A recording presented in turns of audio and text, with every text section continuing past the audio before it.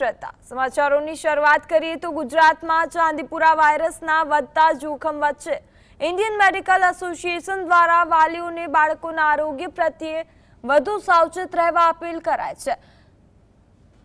Saint ફ્લાયના કરડવાથી ફેલાતો આ virus મુખ્યત્વે 15 વર્ષથી ઓછી ઉંમરના બાળકોને ગંભીર રીતે અસર કરે છે।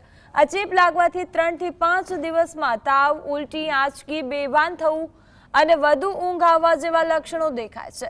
હાલમાં આ વાયરસ માટે કોઈ ચોક્કસ એન્ટીવાયરલ દવા ઉપલબ્ધ ન હોવાથી વહેલી સારવાર અને સ્વચ્છતા જ એકમાત્ર બચાવ છે। વાલીઓએ ઘરની આસપાસ સફાઈ રાખવી, સેન્ટ ફ્લાયના પ્રજનન સ્થળો દૂર કરવા અને લક્ષણો દેખાતા જ વિલંબ વગર હોસ્પિટલમાં સારવાર લેવી જરૂરી છે।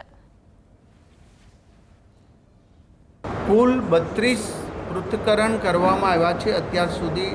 શંકાસ્પદ કેસો આમાં મીડિયા અને અમુક ડૉક્ટરોએ વાત કરી, એમાં થોડી કમ્યુનિકેશન ગેપ છે। તો અત્યાર સુધીમાં 32 પૃથ્થકરણ કરવાથી 7 દર્દીઓ જ પોઝિટિવ આવ્યા છે।